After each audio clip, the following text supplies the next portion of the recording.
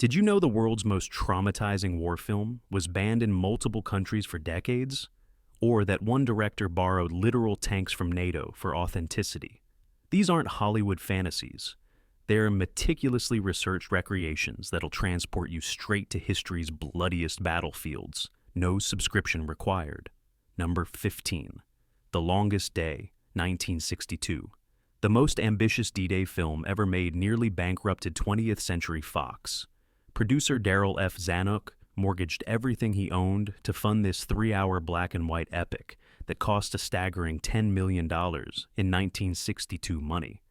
That's over $90 million today. This wasn't some studio backlot production. Zanuck insisted on filming at the actual Normandy beaches, where thousands died just 18 years earlier, creating an eerie authenticity that still haunts viewers decades later. The cast reads like Hollywood royalty.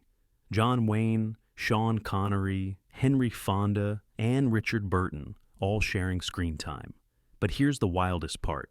Actual D-Day veterans appear in the film, including Lieutenant Colonel Benjamin Vandervoort, played by Wayne, who consulted on set despite strongly disagreeing with his portrayal. The production's military advisor was none other than British Commando Lord Lovaud, who personally led troops onto Sword Beach carrying his iconic bagpipes.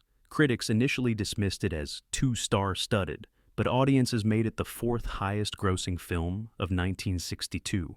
What separates this from propaganda flicks is its revolutionary multi-perspective approach, showing American, British, French, and yes, even German viewpoints with equal humanity. The film's technical advisor, Cornelius Ryan, who wrote the book it's based on, interviewed over 3,000 actual participants on both sides, ensuring the dialogue often comes verbatim from the men who lived it. The Longest Day gives us war without glory, heroism without glamour, wrote the New York Times, perfectly capturing why this black-and-white classic remains the gold standard for historical accuracy decades after color film became the norm. Number 14. Das Boot, 1981. Wolfgang Petersen's claustrophobic submarine nightmare began as a 5-hour German TV miniseries before being sliced to feature length, then expanded again to a 210-minute director's cut. The film is so meticulously authentic that actual U-boat veterans broke down crying during screenings, triggering long-suppressed PTSD episodes. The production constructed a full-scale submarine interior that rocked, tilted, and slammed actors into walls. No special effects required. The actors weren't just uncomfortable, they were literally going mad during the 40-day shoot. Petersen forced them to wear the same unwashed clothes for weeks, restricted their showering, and kept them in the metallic coffin for up to 18 hours daily. The result? The genuine 1,000-yard stares and frayed psychological edges you see on screen aren't acting. They're real men on the verge of breakdowns. The film portrays German submariners not as evil Nazis, but as professional sailors following orders, which sparked massive controversy in both Germany and among Allied nations. Yet, former British and American naval officers praised its accuracy, calling it the most honest depiction of submarine warfare ever filmed. The movie's unflinching portrayal of war without heroes, just frightened men trapped in a metal tube, earned 6 Oscar nominations despite being a foreign-language film. The most shocking scene shows men drowning inside their own submarine, as water pressure crushes compartments one by one. This wasn't dramatic license, it's precisely what happened to thousands of German sailors. As one former U-boat radio operator told Petersen after a screening, "It wasn't a movie I saw, I was there again." Number 13. Come and See, 1985. The most traumatizing war film ever made was banned in multiple countries and remained virtually unseen in the West until the 2000s. Director Elim Klimov spent 8 years battling Soviet censors to tell this nightmarish story of Nazi atrocities in Belarus. The result is a descent into hell so viscerally realistic that psychologists were kept on set to counsel both actors and crew members suffering genuine trauma during production. The 14-year-old lead actor, Alexei Kravchenko, wasn't acting when you see terror on his face. Klimov fired live ammunition over the boy's head during filming. The production used real bullets, actual wartime locations, and even hypnotized Kravchenko during certain scenes to induce authentic psychological states. His hair literally turned gray during the production, a physical transformation documented on camera. The film's village-burning massacre sequence was based on the actual Katyn atrocity, where Nazis locked 149 Belarusians in a barn and set it ablaze. Klimov recreated this using full-scale buildings and real fire that nearly engulfed camera operators. The scene was so intense that several crew members quit mid-shoot, unable to distinguish between filmmaking and actual war crimes.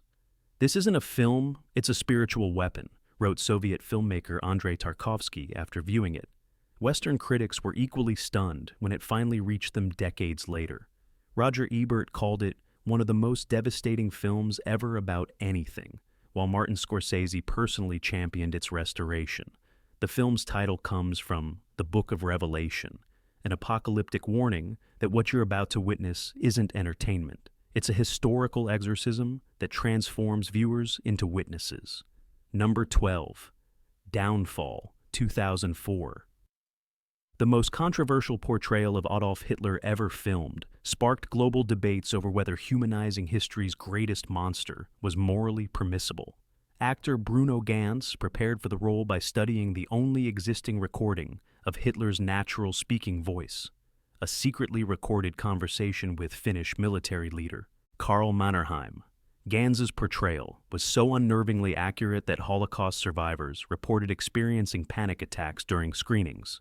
The film takes place entirely within Hitler's Berlin bunker during the final days of Die Blessed 2, recreated with claustrophobic precision, based on architectural plans and survivor accounts. The production design team aged their own props, wearing down furniture corners and staining walls to match the documented deterioration of the actual bunker. Even the silverware placements on dining tables match surviving photographs. Downfall's shocking suicide scene doesn't just show Hitler's death, it portrays the murder-suicide cascade that followed, including the Goebbels couple poisoning their 6 children. This wasn't dramatic license, it happened exactly as shown, with Magda Goebbels administering cyanide to her sleeping children one by one, rather than allowing them to survive in a world without National Socialism. The greatest achievement is that it doesn't explain Hitler, wrote critic Roger Ebert, capturing why this film succeeds where others failed. By showing Hitler's humanity, his affection for his dog, his trembling hand, his courtesy toward female staff, the film makes the final solution even more horrifying. It wasn't carried out by a cartoon villain, but by a human being who could justify industrial genocide while remaining polite at dinner parties. That chilling normality spawned thousands of Hitler Reacts parody videos online, an unintended consequence that distressed director Oliver Hirschbiegel until he realized the point of the film was to kick these terrible people off their pedestals. The parodies put them back in their place. Number 11. Dunkirk, 2017. Christopher Nolan's immersive masterpiece uses practically zero CGI to recreate history's most miraculous evacuation. Instead of computer pixels, Nolan assembled an armada of 62 actual ships, including several vessels that participated in the real 1940 evacuation. The production purchased authentic World War II Spitfires that were actually flown during filming. No green screens, no digital effects. Just real vintage warplanes performing actual aerial maneuvers. Nolan's obsession with realism extended to casting thousands of extras who matched the physical builds of 1940s soldiers, significantly smaller and thinner than modern men. The beach scenes used the actual stretch of Dunkirk sand, where 338,000 Allied troops awaited rescue, with many local residents serving as extras whose grandparents had witnessed the original evacuation. The film's most intense sequence, a destroyer sinking with men trapped below deck, was shot inside a genuine WWD-era ship partially submerged in a tank. Actors weren't pretending to struggle. They were actually fighting rising water in a labyrinthine metal death trap. "I couldn't sleep for weeks," admitted one actor after filming the sequence. What makes Dunkirk revolutionary isn't just its technical achievements, but its historical perspective. Unlike most war films, it doesn't glorify individual heroism or manufacture dramatic arcs. It portrays war as experienced by ordinary participants, confusing, terrifying, and devoid of context. Soldiers on those beaches didn't know they were participating in a miracle. They felt abandoned, with Kenneth Branagh's naval commander character directly referencing Churchill's actual contingency plans to sacrifice the entire British expeditionary force if necessary. Number 10. The Thin Red Line, 1998. Terrence Malick's contemplative masterpiece about the Guadalcanal campaign divided audiences but stunned military historians with its botanical accuracy. Every plant, insect, and bird appearing on screen is native to the Solomon Islands in 1942, reflecting Malick's obsessive 7-month research into Pacific ecosystem records. The director even hired biologists to verify that each leaf, flower, and vine would have been present during that specific month of the war. This same fanatical precision applied to military details. Veterans of Guadalcanal advised on everything from how men carried their equipment to the psychological effects of tropical combat.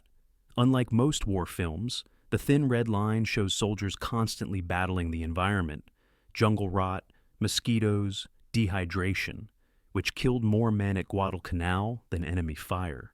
The infamous hill-taking sequence wasn't choreographed, like a dance, but based on actual infantry tactics documented in Army field manuals from 1941. What truly separates this film from Hollywood war fantasies is its portrayal of combat psychology. There are no heroic charges or pithy one-liners. Instead, we see men urinating in terror before attacks, freezing under fire, and experiencing dissociative episodes, all documented responses in combat psychology studies. War doesn't ennoble men, Malick told his cast. It turns them into dogs. The production itself became legendary for its challenges. Filmed in the actual jungle rather than on sound stages, the crew battled the same environmental conditions as the soldiers they portrayed. Malick shot over 1 million feet of film, almost 280 hours, then spent 2 years editing it down to the final cut. The original assembly contained performances by Billy Bob Thornton, Martin Sheen, Gary Oldman, Mickey Rourke, Bill Pullman, and Lucas Haas, all completely cut from the final version. Number 9. All Quiet on the Western Front, 1930. The most dangerous anti-war film ever made got its cinematographer shot by Nazi supporters and was banned in Germany for its unpatriotic portrayal of WWI combat. Director Louis Milestone employed actual veterans from the Great War, including many German Americans who had fought for the Kaiser. These men weren't just technical advisors, they performed the battle scenes themselves, occasionally getting so caught up in the realism that they inflicted actual injuries on fellow performers. The trenches you see on screen weren't built on sound stages but dug into a 4,000-acre ranch outside Los Angeles, designed by veterans to match the exact dimensions and conditions of the Western Front. The production used authentic WWI artillery pieces, firing live explosives, no special effects, just actual shell detonations going off dangerously close to actors and cameramen. Multiple crew members were hospitalized with blast injuries. When the film premiered in Berlin in 1930, Joseph Goebbels led Nazi brown shirts in releasing mice and stink bombs in theaters while assaulting patrons. The cinematographer, Arthur Edidin, was actually shot at, but not hit, by a Nazi supporter during a later German screening. When Hitler came to power in 1933, All Quiet on the Western Front became the first film officially banned by the Nazi regime, not for inaccuracy, but because its realism undermined military glorification. The film's most haunting sequence shows the protagonist stabbing a French soldier, then spending hours watching him die while begging forgiveness. This wasn't dramatic invention, but based on accounts from German veteran Erich Maria Remarque's autobiographical novel. The psychological torture of this sequence, completely devoid of heroism or meaning, exemplifies why both the book and film were considered so dangerous by militarists. Number 8. Tora, 1970. The most obsessively researched Pearl Harbor film employed separate American and Japanese film crews to ensure cultural accuracy from both perspectives. Director Richard Fleischer insisted that the Japanese sequences be directed by actual Japanese filmmakers Kinji Fukasaku and Toshio Masuda, using Japanese actors speaking their native language. This revolutionary approach produced a level of authenticity that made naval historians weep during screenings. The production's commitment to accuracy bordered on madness. They built full-scale replicas of entire sections of Pearl Harbor and Japanese aircraft carriers based on original blueprints.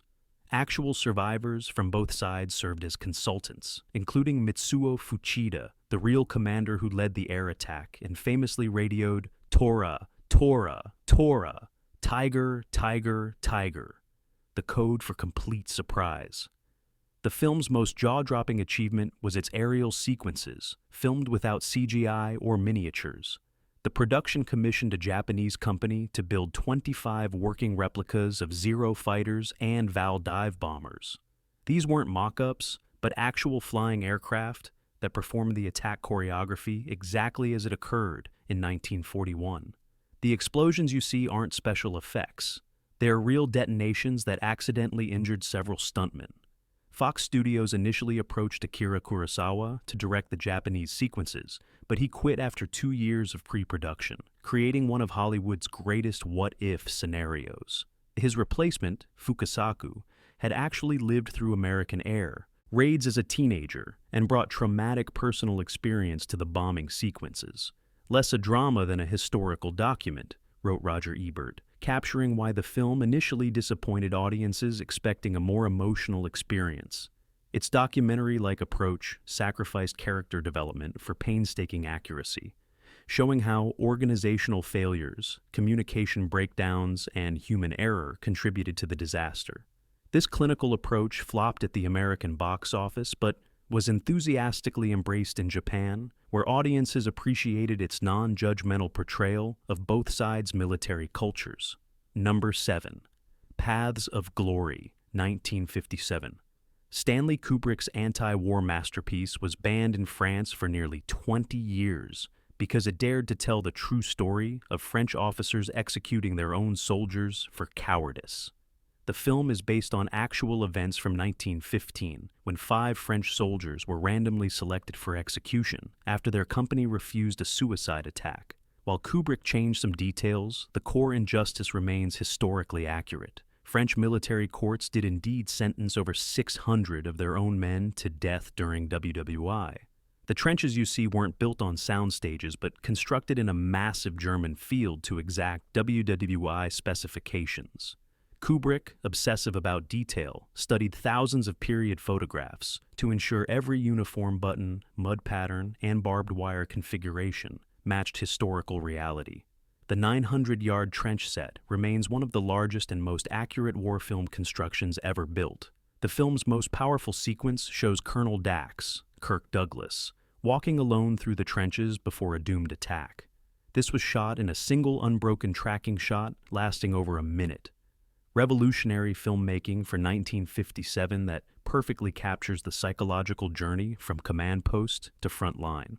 Douglas later revealed that real tension permeates this scene because Kubrick was so demanding that cast and crew were genuinely angry at the director during filming. What makes Paths of Glory uniquely devastating is that the enemy isn't Germans but the French military hierarchy itself. The real villains are generals safely behind the lines who view soldiers as expendable statistics. This institutional critique proved so inflammatory that France banned the film until 1975, and its screening was prohibited on U.S. military bases. French authorities didn't object to historical inaccuracy. They objected to historical truth. Number 6. The Battle of Algiers, 1966. The Pentagon literally screened this film in 2003 as a training tool for officers headed to Iraq, proving its enduring relevance as a study in urban warfare and counterinsurgency. Director Gillo Pontecorvo shot on the actual streets where the Algerian independence struggle occurred just 5 years earlier, using thousands of local residents rather than professional actors. Many extras were playing scenes they had personally lived through during the conflict. The film's documentary-like realism was so convincing that American distributors were forced to add a disclaimer. Not 1 foot of newsreel or documentary film has been used. Every explosion, torture scene, and bombing was meticulously reconstructed based on participant accounts. Pontecorvo even hired Saadi Yatsef, the actual FLN, National Liberation Front, leader to play himself, essentially reenacting his own revolutionary activities. What makes this film historically invaluable is its unflinching portrayal of both sides' tactics. The FLN's terrorist bombings targeting civilians are shown just as brutally as the French paratroopers' systematic torture of suspects. There are no Hollywood heroes here, just the grinding mechanics of insurgency and counterinsurgency that would be repeated in Vietnam, Iraq, and countless other conflicts. The film's most controversial sequence shows French interrogators torturing Algerian suspects with waterboarding, electric shocks, and stress positions, techniques that would become notorious again during the War on Terror. These scenes weren't dramatic inventions, but based on documented French military practices later acknowledged in official government apologies. A training manual for urban guerrillas everywhere, declared one French critic, unwittingly predicting how revolutionary groups from the Black Panthers to the IRA would study the film as a tactical guide. The French government banned it until 1971, not because it distorted history, but because it revealed military methods the public wasn't supposed to know about. Number 5. Letters from Iwo Jima, 2006. Clint Eastwood's revolutionary Japanese language war film was shot entirely from the perspective of the enemy, a concept so radical that even his own studio executives questioned its commercial viability. Eastwood insisted on casting actual Japanese actors rather than Japanese Americans, conducting entire days of filming where he couldn't understand a word being spoken on set. His commitment to authenticity extended to hiring Japanese military historians who analyzed everything from uniform wear patterns to how soldiers would have held their chopsticks. The production discovered that the real Japanese defenders had dug over 11 miles of tunnels into Iwo Jima's volcanic rock.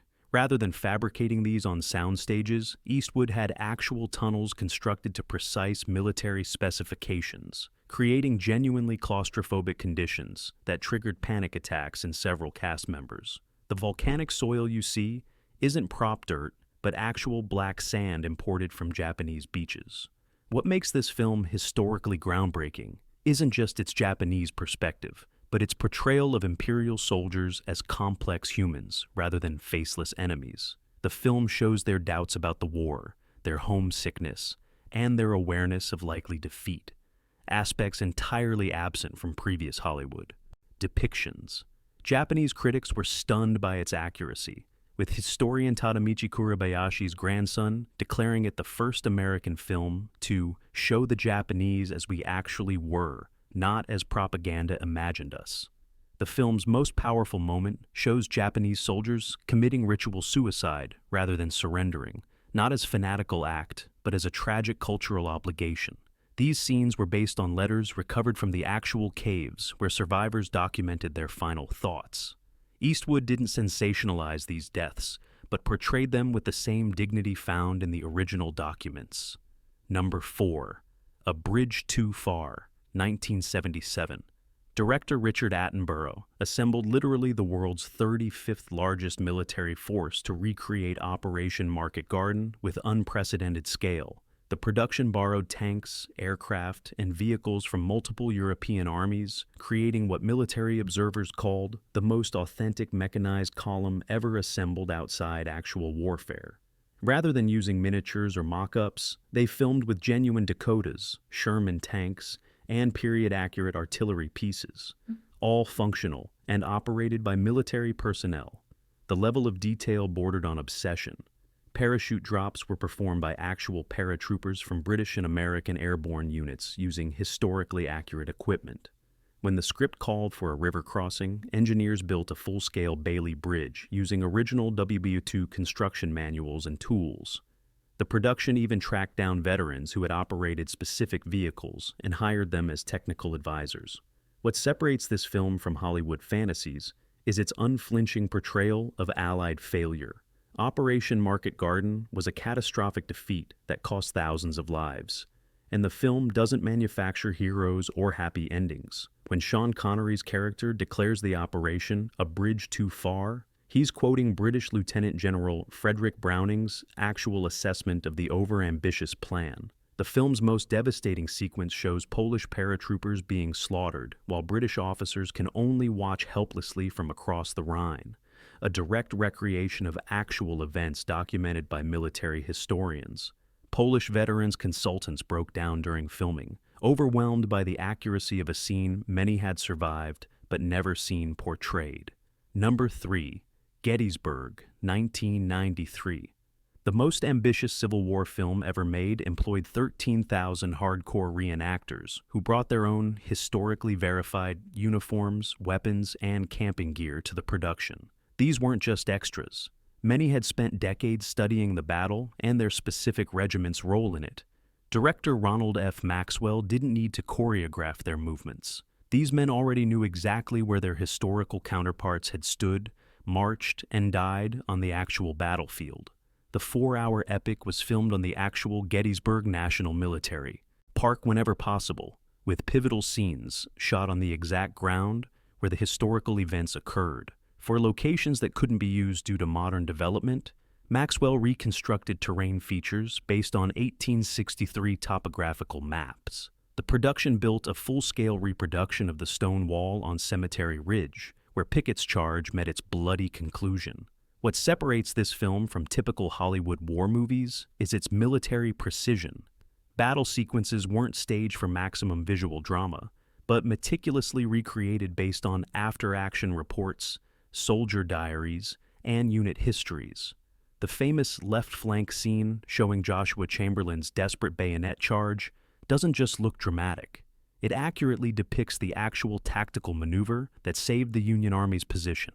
The film's most remarkable achievement is its authentic soundscape. The production recorded the firing of actual Civil War-era rifles and cannons, capturing the distinctive acoustic signatures that soldiers would have heard. For the massive infantry clash scenes, sound engineers layered thousands of individually recorded musket shots rather than using generic battle noise. The film's greatest authenticity comes from its reenactor extras, who insisted on historical accuracy above all else. When production assistants tried serving them modern food between takes, they refused to eat anything that wouldn't have been in a soldier's ration in 1863. That's dedication no Hollywood budget can buy. Number 2. Stalingrad, 1993. This haunting German-language masterpiece shows the Eastern Front's brutality from the Wehrmacht perspective, a viewpoint rarely seen in Western cinema. Director Joseph Vilsmeier insisted on filming during the actual Russian winter, subjecting his cast to the same 30-degree temperatures that German soldiers endured in 1942. The actors weren't just shivering for the camera, they were genuinely suffering from early-stage hypothermia during many scenes, creating an authenticity impossible to fake. The production rebuilt entire blocks of destroyed Stalingrad based on wartime photographs, then actually set them ablaze for battle sequences.